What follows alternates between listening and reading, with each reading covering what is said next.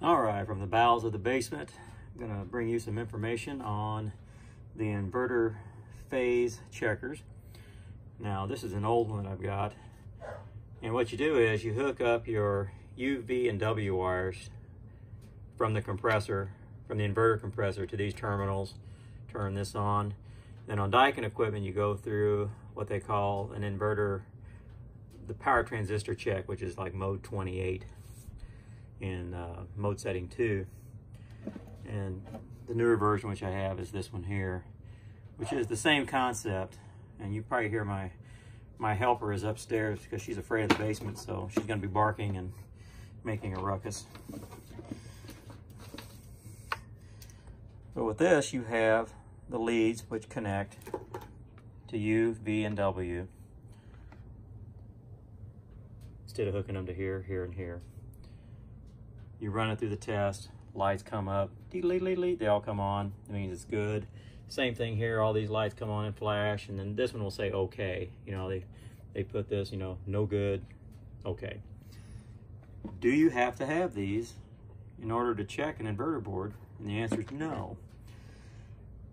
It's simpler because you don't have to take the front, the A1P board down and out of the way in order to get to the inverter board in order to test it. But you can, if you want to take the time, power the unit off, and you can check the inverter board without this equipment. And how do you do that? Well, it's in your service manual. And your service manual will tell you, have a good meter, put it in diode mode, positive, negative. And I wrote this down sloppily, but for myself. You got 12 checks. So from P2 to U, P2 to V, and P2 to W, you check positive to P2 and then to negative U, V, and W, and you should have 1.2 volts and over, meaning open line. If you don't get a reading under 1.2 volts and it stays there, then it's good. And normally what happens when you check, you will go from one leg, like to U, it'll check pretty good, and then open line, and then the rest of them will open line because on the diode, you still have the charge, I'm assuming is what it is. And it hasn't discharged, so it's going to stay open line for the next two. Now on here, on their boards, you have the P2 right there. And what's lucky on these, you don't have to go here. You can check here, here, and here, your test points. So we're going to put the negative on the U, V, and W, and then P. So let's see. Now this would be a good spot to have my alligator clip. My luck, I probably don't have him here because that would only be smart and convenient. All right, well, let's make shift.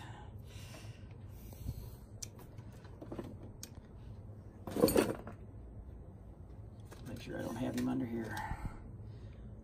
Oh, hold on, there's something. I think I see somebody.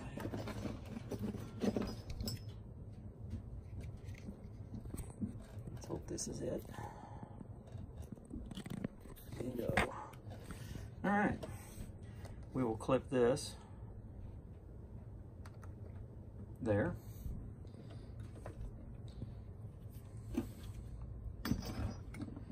Now what I'm going to do is I'm going to go to test point 3, which is U. You know, it's U, V, and W. So let's go to U. See how voltage rise? Bam, open line.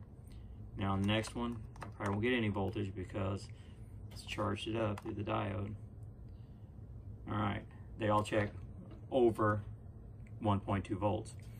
Now what we're gonna do is we're gonna go the other way. We're gonna put the negative on U. We're gonna put the negative on P2, and then we're gonna check UVW with a positive lead. So let's switch these guys. Now I'm going to go to P2. All right. Now our voltage should be 0.3 to 0.7 volts. So we're going to go here, U, V, and W, U, .442, 0.442, 0.442. Checks out good. Now we're going to check from N3, positive.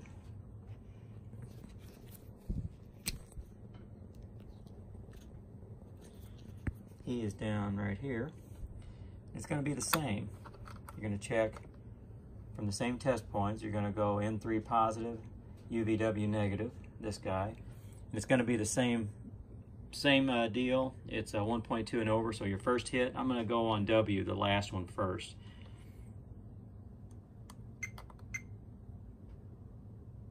Oh, got it backwards. Hold on. N3's got to be on... No, this is the voltage check. This is right. This is like N3 to the same points. It should be under 0.7, between 0.3 and 0.7. I'm sorry.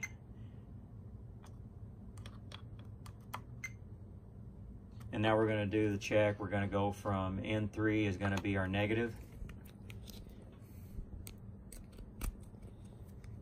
So we'll put him on here. He's our negative. Then we're going to go from each point. It should register a voltage, and then it should dissipate to open line. So we're going to go from W first, because once you do one, the rest of them, like I said, will hold a charge and it will just be open line. And there it goes. The rest of them open line, and U. So now let's go backwards. Check this again.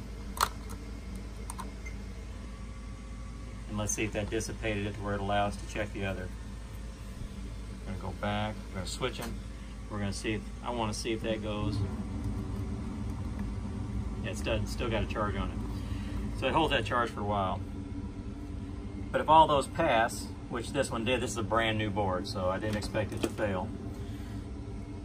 That's how you do the power transistor check without an inverter phase checker on a Daikin. And this is Daikin VRV3. The 4, without having the service manual open, it's pretty much the same because you use the same checker in order to test them. This is for convenience. Pull the leads, kill the power, pull the leads off the compressor, boom, boom, boom, put the UVW in the correct spot. That's why I got the red, white, and black on there, because that's my UVW. Or use this guy here. I think Refco makes an inverter phase checker as well, but it checks the power transistor on what I just showed you here. From P2, your positive here. Check your negatives.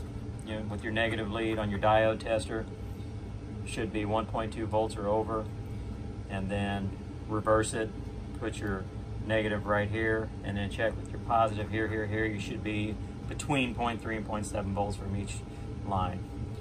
And that's how you test, do a power transistor check on an inverter board on a Daikin VRV3. And be careful, make sure, if you don't know how to work on these things, you've never messed with one before, you gotta be very careful with this stuff. Because if you leave the power on, you start messing around, you're gonna kill yourself. These things hold one hell of a charge, and you've got to give it like 10 minutes once you're done. Once you kill the power, when you start messing with these boards, it's safe, for safety's sake, 10 minutes is a good practice so these discharge adequately enough so they don't hurt you. And of course, the best thing to do is to find a class that teaches you how to install and commission these units.